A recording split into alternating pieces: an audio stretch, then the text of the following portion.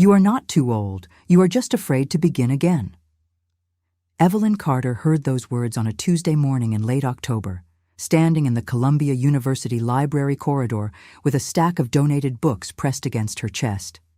She turned, but the man who had said them was already walking away, silver-haired, unhurried, speaking to a young student on the floor who had apparently decided the semester was already lost. The words rearranged themselves inside her chest like furniture moved in the dark. She was 82 years old. She had presided over 400 federal cases, buried a husband, raised 2 children, and outlived 3 of her closest friends. She had not been afraid of anything in decades. And yet, Evelyn had been a federal judge for the Southern District of New York for 26 years. Her apartment on Riverside Drive had been hers for 31 years. Bookshelves floor to ceiling, a view of the Hudson she knew in every season, a kitchen that rarely produced anything more complex than toast and tea. Her husband, Robert, had died 8 years ago. A stroke, quick and without warning, on a Friday afternoon. She had come home and found him in his chair, the book still open in his lap. She had kept the chair. Her life was orderly, respected, and looked exactly like success from every angle. What it did not look like, from the inside, was alive. Gloria Reeves had been Evelyn's closest friend since Howard University in 1963. She arrived one Saturday in November with grocery bags and an opinion. "You've been in this apartment for 11 days straight. I checked with your doorman." She sat down with the authority of a retired NYU literature professor. "There is a lecture series at Columbia, East Asian Literature and Culture. The professor is supposed to be remarkable. You're coming with me this Friday." That night, Evelyn lay in the dark and thought about the woman she used to be, the one who argued constitutional law over dinner, who read 3 newspapers every morning. On Friday, she put on the charcoal wool coat she hadn't worn since Robert's funeral and took the subway to Columbia. Professor Sung-Ho Lim walked into the lecture hall without fanfare, perhaps 75, white-haired, wire-rimmed glasses, with the unhurried quality of someone who had long ago made peace with his own pace. He spoke about the Korean concept of Han, a word with no direct English equivalent, a form of grief that lives in the body, accumulated through generations, that transforms over time not into bitterness, but into endurance, into perseverance that holds beauty inside it. Han does not prevent joy, he said. It coexists with it. The people who have felt the most deeply are often the ones who laugh the most genuinely. Evelyn sat very still. She was thinking about Robert's chair. She went back the following Friday, alone. After the lecture, she approached with a real question about the distinction between Han and the Japanese concept of mono no aware. He looked at her with genuine surprise, the kind a person shows when they are not expecting to be met at their own level. They talked for 20 minutes in the emptying hall. His name was Sung-Ho Lim. His wife Yuna had died of cancer 3 years ago. He still taught because, he said simply, the alternative was silence, and I have never been good at silence. "Neither have I," said Evelyn. Then, surprising herself, "Though I've been practicing." He smiled, a quiet smile, the kind that arrives slowly and means more for the waiting. Coffee after the lectures became a standing arrangement.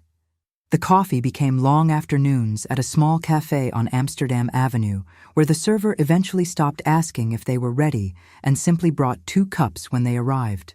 He was the first person in 4 years who spoke to her as if her opinions were still relevant to the world outside her apartment. Camille found out first. The call came on a Sunday. "Mom, who is Sung-Ho Lim?" The meeting was arranged for the first Saturday in December. David flew in from Boston. Camille took the red-eye from Oakland.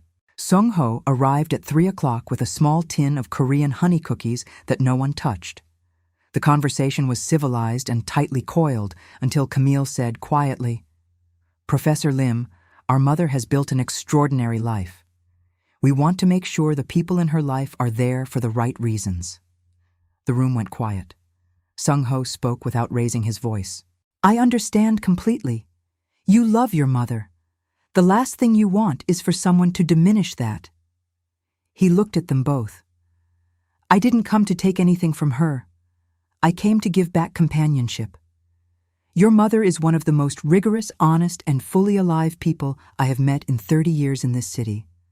I am a widower with 2 sons in Seoul, a pension, and a paid apartment 6 blocks from here. I have no interest in what belongs to anyone else. A pause. What I have is interest in your mother, in her thinking, in her presence. That is not something you take from a person. It is something a person gives freely. And she has. David looked at Camille. Then his voice changed. Did you know he's a named chair professor? That he has a building at Columbia named after his family? Evelyn raised an eyebrow. I knew. You didn't tell us. It was not relevant. She looked at her children with the eyes that had assessed courtrooms full of arguments. What he has was never the point. What I feel is the point. And what I feel is that I am happy. For the first time in a long time, genuinely happy. A beat. I raised you to be intelligent people. I need you to act like it. David crossed the room and extended his hand to Sung-ho, this time without the architecture of assessment behind it. I apologize. We weren't fair. You were parents, said Sung-ho. There is nothing unfair in that. By April, they had long since stopped needing a reason to meet. Tuesday mornings they walked Riverside Park regardless of weather. Thursday evenings she attended his graduate seminars as an observer. Robert's chair had been moved to the window, where the light was better for reading. The walking shoes were used regularly. The piano in the second bedroom had been tuned. She wasn't playing it yet, but she had opened the cover. One evening, in late April, Sung-ho stopped on the corner of 116th and Broadway. I would like for this to be named. What this is. I am too old for ambiguity, and I think you may be as well. Then here it is, said Evelyn Carter, who had spent 26 years speaking definitively in one of the most powerful courts in the country. I choose this. I choose you.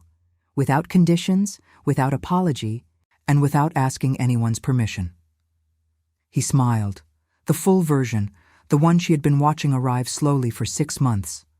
On a Saturday in June, they sat on a bench in Riverside Park as the Hudson turned the color of hammered copper. Sung-ho reached over and took her hand. Evelyn thought about the word she now knew the shape of. Han. Grief that transforms into endurance, into perseverance that holds beauty inside it. She felt, with the full force of a life's worth of discernment, something she had almost talked herself out of ever feeling again. Completely, undeniably, unapologetically alive. And that, in the end, was the only verdict that mattered.